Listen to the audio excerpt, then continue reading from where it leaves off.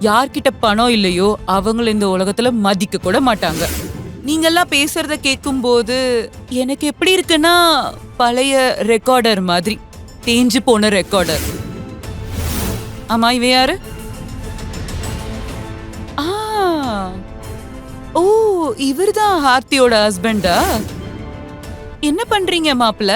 ஏதாவது வேலை பாக்குறீங்களா இல்ல நீங்களும் அந்த ஹோட்டல்ல ஆர்த்தியோட சர்வ் பண்ணி ஹோட்டல்ல சுத்திட்டு இருக்கீங்களா? யமுனா, எதுக்காக இப்படி எல்லாம் பேசுற? அவர் என் மருமகன். என்ன பேசுறீங்க அண்ணி? சொந்தக்காரியா இருந்துகிட்டு இத கூட அவர்கிட்ட நான் கேட்க கூடாதா? என்ன வேலைன்னு தானே கேட்டேன்.